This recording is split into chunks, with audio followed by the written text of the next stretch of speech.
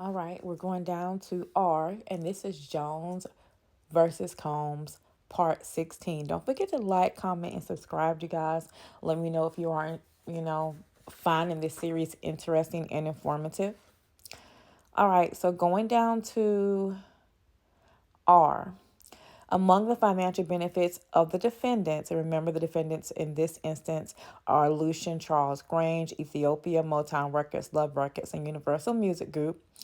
They received for participating in Combs' sex trafficking venture was referral of business opportunities from Mr. Combs and his co-conspirators, access to up-and-coming artists, producers, songwriters, and creatives. Defendants profited from referral business opportunities.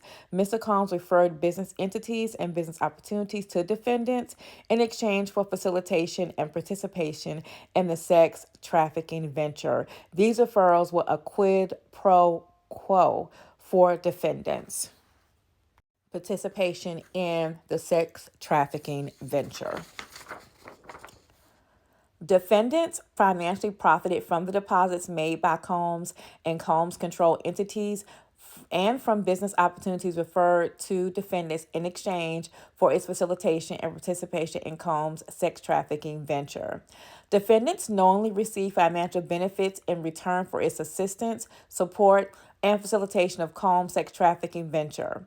Defendants knew that if stopped assisting, supporting, and facilitation of Combs' sex trafficking venture, it will no longer receive those benefits. Defendants knew and was in reckless disregard of the fact that it was Combs' pattern and practice to use the channels and instrumentalities of interstate and foreign commerce, private jets, yachts, and commercial airplanes to entice, recruit, solicit, harbor, provide, obtain, and transport young women, young men, and underage girls for purposes of causing commercial sex acts and in violation of 18 U.S.C.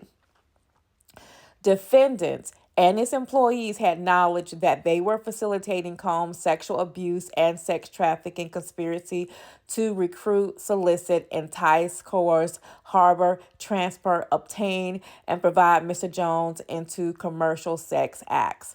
Through the means of force, threats of force, fraud, abuse of process, and coercion, and a combination of all these means.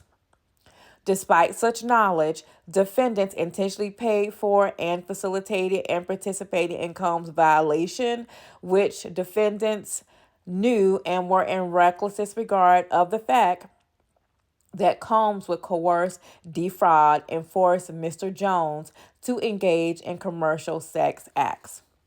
Defendants, through its employees and agents, actively participated in the sex trafficking conspiracy and led Mr. Jones, sex workers, and underage girls to believe that they would be rewarded if they cooperated and acquiesced to Mr. Combs' coercive demands.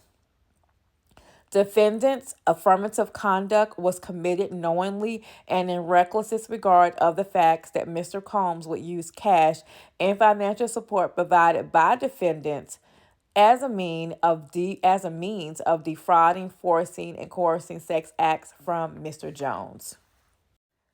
Defendants' conduct was outrageous and intentional. In addition to extra knowledge that it was participating in and facilitating the Combs sex trafficking venture, defendants also should have known that it was participating in and facilitating a venture that had engaged in coercive sex trafficking as covered by the said code. In exchange for facilitating and covering up Combs' commercial sex trafficking, the defendants advanced their careers as defendants at defendants Motown Records, Love Records, and Universal Music Group and received financial benefit therefrom by securing the defendants Motown Records, Love Records, and Universal Music Group Sean Combs relationship. So right there is saying that Lucian Charles Grange and Ethiopia, they advanced their careers.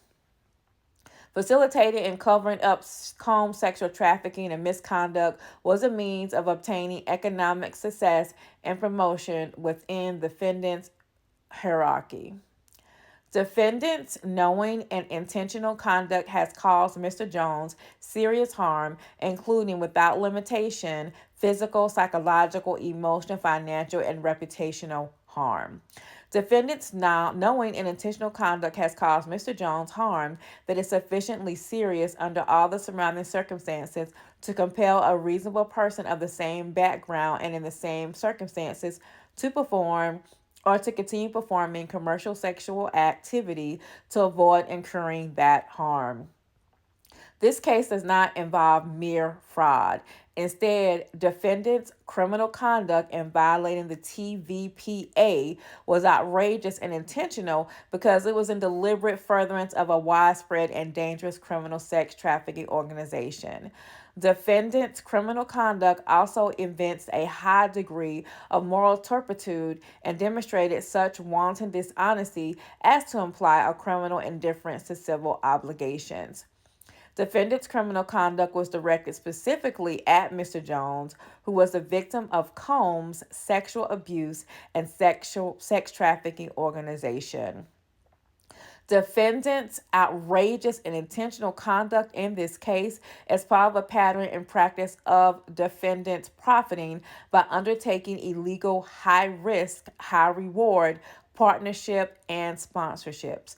By virtue of this knowing and intentional violation, defendants is liable to Mr. Jones for the damages he sustained and reasonable attorney fees. Okay, now we're down to the 15th cause of action, obstruction of the enforcement of the Trafficking Victim Protection Act. And this is also against the defendants Lucian Charles Grange, Ethiopia, Motown Records, Love Records, and Universal Music Group. Mr. Jones incorporates by reference all preceding paragraphs and realigns them as if set forth fully therein.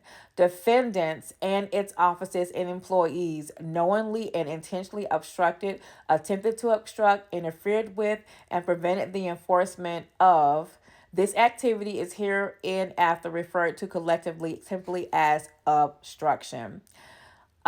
Defendants violated Chapter 77, Title 18.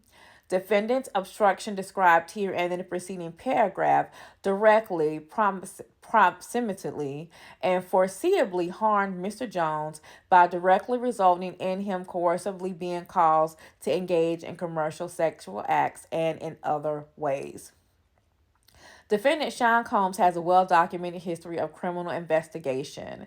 Defendants were on notice of Mr. Combs' proclivity to criminal activity. They knew or should have known that Mr. Combs' sex trafficking operation would or could result in a criminal investigation by state and federal prosecutors for violating, among other laws, the TVPA.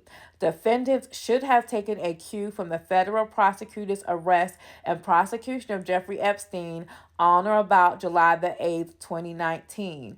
On or about that date, the U.S. Attorney's Office for the Southern District of New Jersey indicted Epstein. And you guys, I'm going to stop part 16 right here. Wow, can you believe this lawsuit is even bringing up Jeffrey Epstein? They're like, hey, y'all should have took a cue and stopped right then. That's what they're saying.